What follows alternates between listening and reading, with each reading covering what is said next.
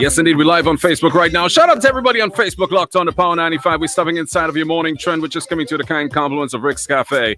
Rick's Cafe, walk in, dance out every single time. Remember, they're only operating from 11 a.m. to 5 p.m. Last order has to be placed by 4:30, so make sure you check out Rick's Cafe. Well, I tell you what, I've got two very good friends of mine that are joining me live now on Power 95. Gotta say good morning to Parry Jack and also to Precision Productions. Casey, what's going on? Good morning. Morning, boy. Wake up, boy. Yeah. It's 5 o'clock over here. No? Yeah, no, Casey is in LA and Parry Jack is in New Jersey. All right. Well, first things first. Let me start with Parry. Let people know how did you get into producing in general?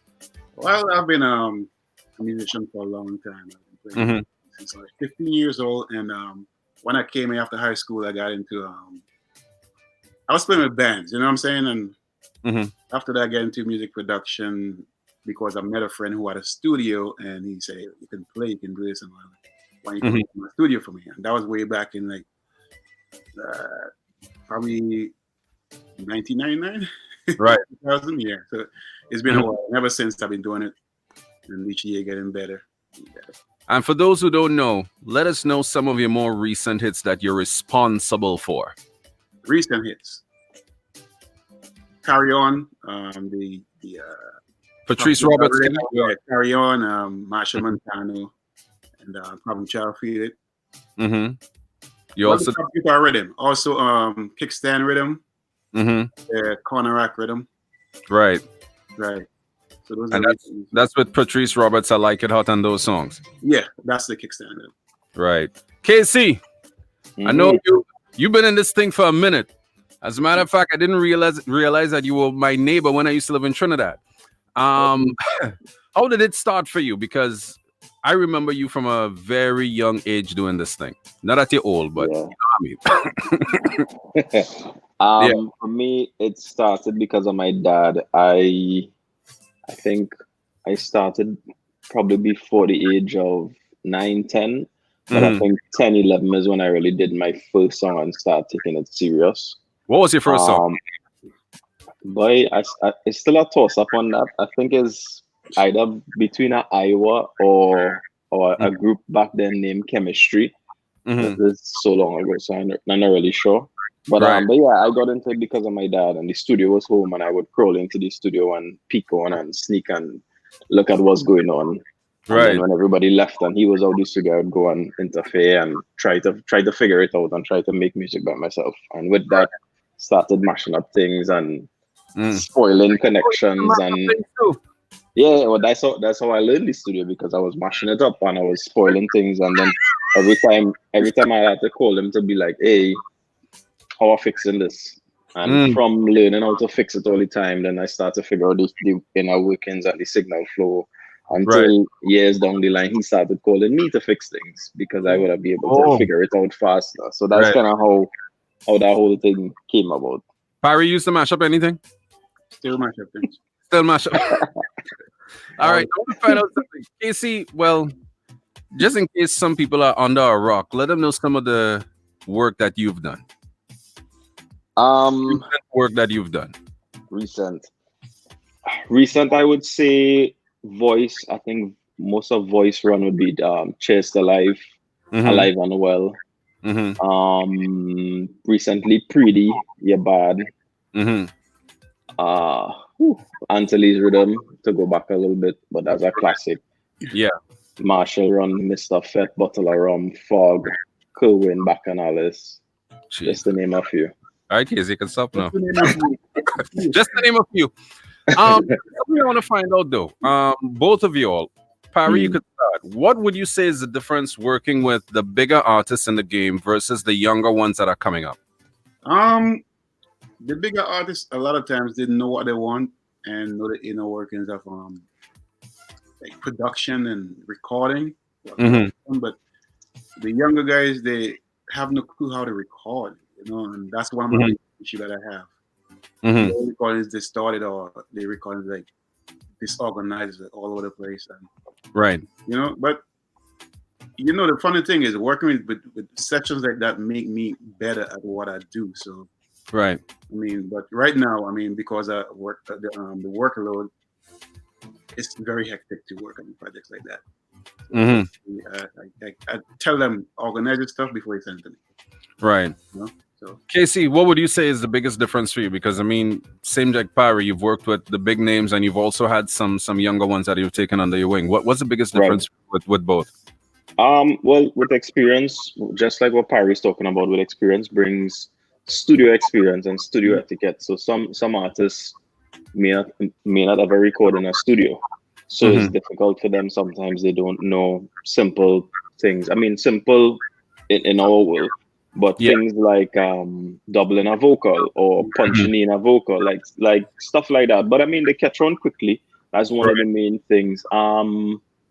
I think it's just an experience thing with newer artists. They don't know I would say the technical vocabulary for us. So a more seasoned artist would come in and be like, hey, that verse, I need this to move here, and I want to edit this like this, put this effect on that. With a new artist, they may not be able to express that way. Right. So it's kind of like you're kind of introducing them to the music world and the technical side of, hey, I find my vocal songing too light or too much trouble in my vocal or my vocal muffled or stuff like that. Now that's one of the main things. Now tell me something. With all carnivals practically canceled, Spice Mass just announced that they ain't gonna have any carnival. Both of you, do you think that artists should still put out soca music? I think so. Of course. I think so. Of course.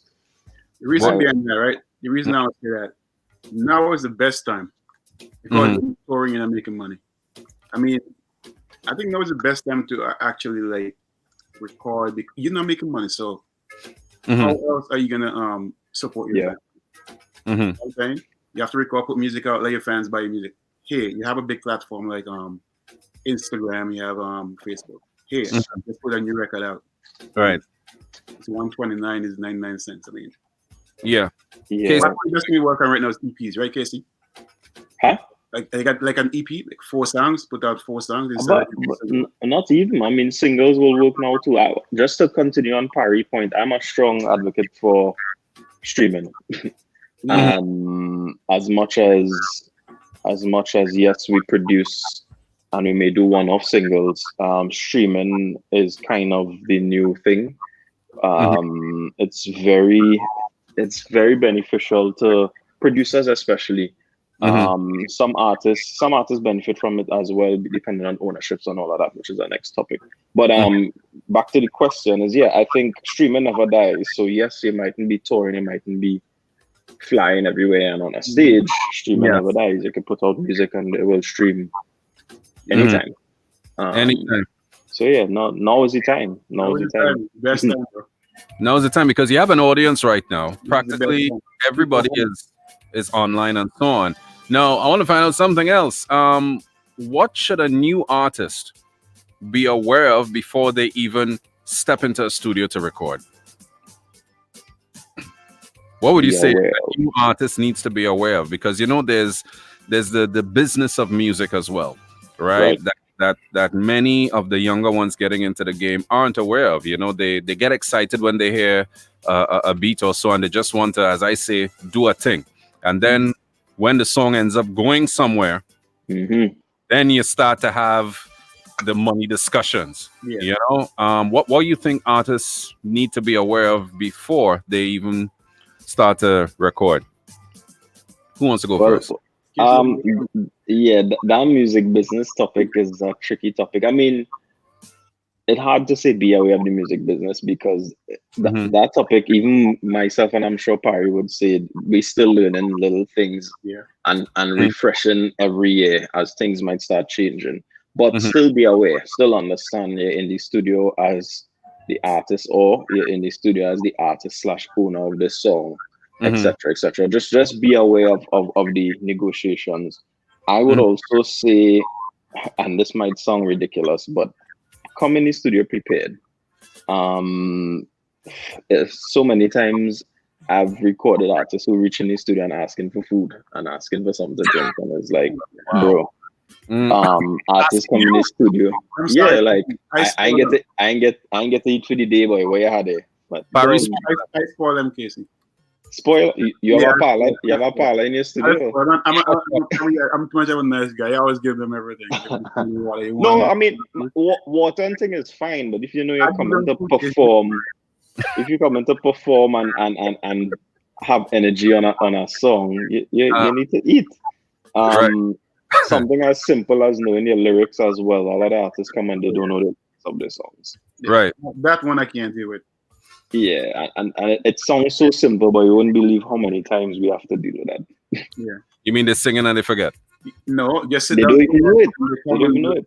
They don't have a full song.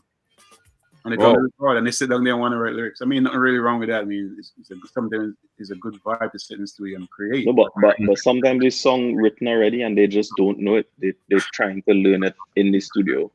Right. To go on the mic now. Now, answer this one as honest as possible. How do you deal with artists that bring a song to you that you in your mind would say, boy, this song like Bush? How you deal with that? let me hear Parry answer. Parry answer first. How you deal with an artist that come with a song and it's like, wait, it's like in the back of your mind you saying, where you going with this? How you deal with that? Especially for somebody that you don't have a good relationship with, that you could practically tell anything. Huh? Nothing that ain't ready yet. Me personally, I'll say that. Regardless of who the person is. Yeah. You tell them straight out. Yeah, I ain't something good. I ain't really ready yet. I can't work on that. Casey, are you more diplomatic? I will try. I will try to fix the problem, which is, okay, if the verse not good, the chorus not good, I might suggest even, hey, you know what, we should bring in a songwriter. Let's bring a songwriter to work on this. I will try. I'll give all these steps and try, and if it really not working, you just have to tell them, like, bro, I'm not feeling this. I have to go back and come again. Some guys are going to rewrite the song with them. Okay. Right. Yeah. And sometimes too, and this has happened before, where I'll tell the guy, honestly, I'm not feeling it, and it might be just me. And it happened before where they go to another producer and do it, and it was a hit, and that's great. Yeah, I know I can bring out that hit from that. So has there ever been a situation where an artist came to you with a song that you probably did not feel, you didn't have a vibe for, and that song ended up being the next big thing? Has that ever happened with any one of you? Never. What? Never. Yeah, I think that happened once with me. It wasn't super huge, but it was big, and it's cool because everybody vibe different. If I know I can't bring it to the level that it needs to be, then why force it? Why waste my time and your time? So be honest. What's that, Parry? I think I know what song Casey talking about. I don't think you know what. I don't think you know what song. If I was married, I would have married her. That was my song. What song is that? If I was married, I would have married her Orange. Because Orange is Come on, man. No. That's all right. No, I know that song. I know what song. I didn't hear that song properly yet. That's a song from another island. I want to find out something. Are you all happy with where soca music is right now? The industry. I mean, we all know how it's grown. You know, you have streaming and all these elements happening now, and also there seems to be a bit more diversity with the topics, right? What are your views on where soca music is right now, and what do you think needs to be done for it to be taken to the next level? Parry. Let me speak about soca music as in from Vincent music that I know. I mean, I love Vincent a long time, but I'm still pretty much in touch with that culture, that music. Yeah. But I think the songs these guys are writing is too local. Meaning these guys singing about Georgetown and Barrow Lee. Well, those are places in St. Vincent, right? Yeah. Right. Yeah. But nobody other than Vincent Shen can really relate those So songs. those areas, right? And they want to talk about, they want to tour here, they want to go to England, they want to tour US, Canada, wherever. What's coming even tour back way? You might maybe Easter, yeah. Maybe Easter. Lord have mercy. Easter Valley, but I tell me all the time, you laughing. It's not funny. No, go ahead. No. Go ahead. Talk back quick. Wow. All right, go ahead. All the time and write these songs like, I mean, it'll be good in Vincy. The Vincy people can relate, but if you want to take this music thing and this artist thing serious, you gotta write something that everybody can relate to. Right. So So the topic is important to you in terms of being man. to have a broad appeal. Yeah, and another thing too is like what I observe with the new music coming out of Vincy, all is the same, bro. All is the same. All sung the same because a lot of the kids down there, they're not really musicians. They're beat makers. So, and there's a difference between a musician and a beat maker. Yeah, so everything is a timpani and tung, tung, tung, tung, tung, tung, tung, all of the same, right? Parry, they'll kill you today. Yes, go on. No, but I love music. No, I'm not killing you guys because so many things that they have vibes. You know what I'm saying? But they have vibes, so maybe the carnival that's going on, but after carnival, what's next? You know what I'm saying?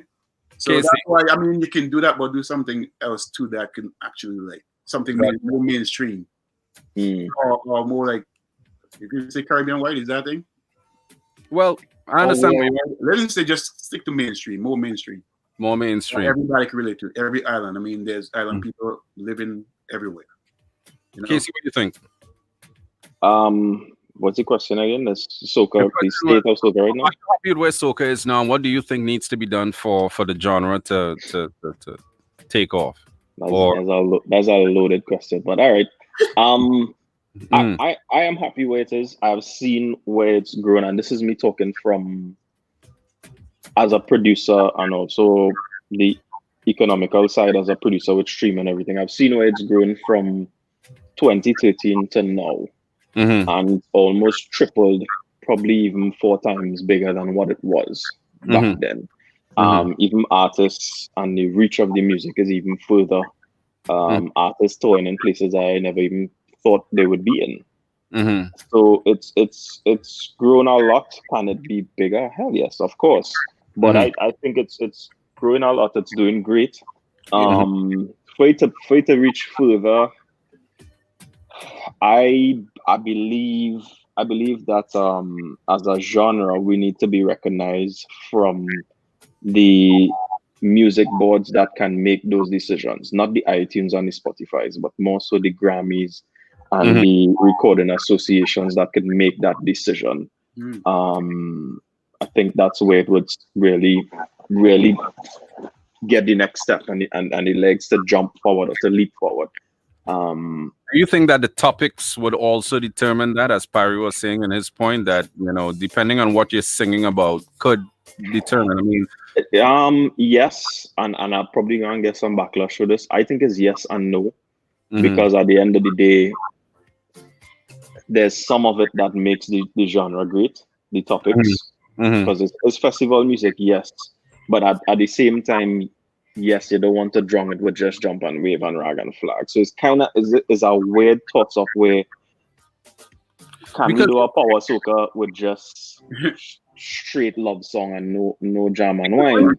When you look at the soca songs that have made it really big, right? And I'm talking big in couple Caribbean countries, like getting played international stations.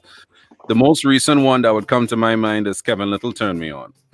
Ruby with Tempted to Touch. And when you look at the topic, the appeal, it is mainstream appeal. It is something that it doesn't matter what country you're from. It is relatable, and you're not putting yourself in a box. But at the same time, with these festivals, like if it is you go Trinidad Carnival, Vincy, or even Grenada, there's a certain amount of energy that people look forward to with the revelry. Exactly. So as you said, I am yet to see a jump and wave, take out your flag and things. So make it on Billboard. It's kind of like they go hand in hand, and we sell Carnival as a byproduct or as a result of the music. I don't know if I'm saying it correct, but it goes hand in hand. Yeah. So taking the music away from the festival, you can't really sell it just like that to make, if I'm trying to explain the point properly. So it's like, you think both need to go hand in hand? yeah, they have to go hand in hand. Not saying that we can't do some straight festival and then some clean works and find a balance. Yeah, that's what I was talking about. Do Yeah. That's what say. Yeah. Do something. But here my counteraction to what you just said. Kevin would turn me on and repeat something to touch. Great songs, but will that work now with the climate of how the music is now? Maybe not. Maybe that may not be the sound of where soca should be right now. And this is just me adding to your point. Why not something Denry segment could work internationally? We don't know. In its authentic form without having to merge it with another genre. Yeah. So it is one of those things where I don't think anybody have the answer, but it's just trying to put the best foot forward and upgrading the sound and experimenting, because who knows what could actually make it. Every couple of years you get one. Exactly. One. Every couple of years you get one. Maybe two. Yeah. Because look at it. I mean, look at Trinidad's Carnival, for instance. You had Ludacris. I think that was his first carnival that he ever went to.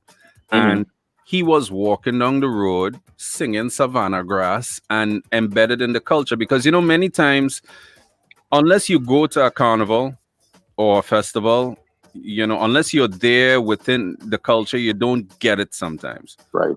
And that's the point I was trying to make. It had to sell the music without that experience. The experience is part of it. Yeah, because he went and he saw it firsthand. And, many times, perfect example, if Ludacris did not go to Trinidad and you emailed him a playlist of, say, the top 5 soca songs, you think he would have been carrying on to it? No. And just to go back, because I know I'm gonna get some talk for this. We afraid for this topic. But to go back, even in the culture of rap and hip hop, they were selling an experience as well. All the Jay-Z, Biggie, even going way back with the Run DMCs and when it started, is an experience. They selling that whole image. I think they're selling a lifestyle. So basically, with hip hop is more than music. Hip hop, you have the clothes, you have the swag, you have the way you talk. It's the same thing. Is similar with Carnival and Soca. You're selling the experience. It's selling the lifestyle. We go into our fete every day. We're gonna do this. We put on the costume. We have ways we just dress as well as to go with it. So it's kind of the same thing, just like with reggaeton. Reggaeton is a whole other thing. But it's not just selling the song, they're selling the experience, the dancing, the Latin community, the females, how they look, what they wear, is everything to go with it. So it's a tricky tricky topic. We're selling it is right, but I think it's a seasonal thing that really killing us, right? Making the genre seasonal. Yeah. The seasonal thing. We don't really because end up being a rush. Yeah, there's always a rush around the time Carnival comes, and that's the next thing I wanted to find out. What are your thoughts on soca being seasonal? I mean, I noticed Urfanals made an effort to put out new music outside of Trinidad's Carnival, right? Do you think that if soca were not a seasonal thing where we only had to wait until February reached to hear new music from Marshall and these people, that the genre will continue to think? Because right now soca is in a place that it hasn't been before in terms of the attention it is getting from both the older generation and the younger generation. Right? There is a lot of interest in it. I mean, you have a lot of young soca artists as well. I mean, look at Voice is only 20 something years old. Vaughn as well, Parry. Vaughn is Vaughn's like 23 24, so he's been 24 for like 4 years. What's that? You've been 23, 24 for 4 years now. 23 for 4 years. Yeah, but do you think that more music should be out? And forget. I shouldn't say forget the carnival, but forget trying to release around the carnival. Can't forget the carnival. We gotta release around the carnival also, but I think do both. Yeah, do both. Do both. It's a living. Yeah. You gotta do it like if you gotta do that, you have a 9 to 5. Right? True. You gotta release when Carnival come only and depend on Yeah, and get quiet for the rest of the year. you have a 9 to 5. Because I tell you, some artists are saying they are holding back releasing songs, right? Some of them. But when you look at other genres of music like hip hop, R&B, dancehall, they still have music coming out as if this pandemic never happened. Right. You know, as Yeah. if it never happened. Now, there's this thing going on Instagram, the verses. No, I know Right. KC, you took part in one. Yeah. Very interesting one with Colonel Roberts. Yeah. Who won that one? I think Casey won that one. I end up winning around the bend. Around the, Around the bend down at the end, yeah. around the bend down at the end. What do you make of the battles that are going on right now with producers and also artists on Instagram, Parry? I haven't really been much into it, you know. Mm-hmm. Oh, you haven't checked it out? Not really, no. Well, Casey, you seem to be into it because you took part in one. Yeah, no, it's interesting. I wouldn't really call it battles. It's more showcasing than Showcasing, that's correct. Because I saw Jill Scott and Erica Badu did one, and that was great. I didn't see it, but just the two names there alone, Yeah. like R&B lovers was looking forward for that. So like Teddy Riley and Babyface is like people Maybe was I like, need to do one. What's that? huh? Maybe I need to do one. Kissy, you want to go? You sure you want to do that way? Oh, Lord, boy. Yeah. Well, You kill me, Kissy. I'm just kidding. now Parry has some hits under his belt, you know. You see him I there. got some things people just don't know. You know, all True, Zola wind up on me on those songs. All that's Parry Jack. Okay. I have a final question here. Both of you, if it is you had to single out one song from your vast catalog, which one would it be? Single out for what? You gotta be clear Your on that. favorite, one of your favorite songs that you've ever produced to say, yeah, boy. Out of all that I've done, this song. Parry, Casey thinking. Actually, wind up on me. Zola. Zola, yeah. Zola. And also, I don't know Parry do that song. Kevin, there's a song named Losing Control. It wasn't that huge, but it's one of my favorite productions. You know that song, Casey? I'm losing control. It's the name song familiar. Yeah. But Zola Wind Up On Me is one of my favorites, right? Yeah. Casey, pick one. So I not toss up between two.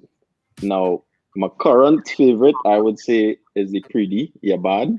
Just because I took a risk with that. But then all the time is Fog, Marshall Fog. Like I didn't think anything anything can come around that. You would have said Chance to Life, but Fog, all right. No, Fog, but I used to religiously. Well, I tell you what, thanks guys for being a part of the Power Morning Trend, Saturday Morning Trend. Scratch, I have one thing I have to mention because I again talk from the Grenada crew. All right.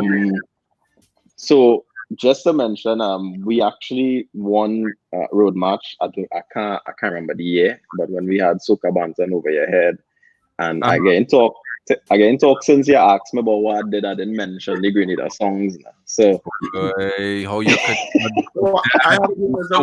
win, boy?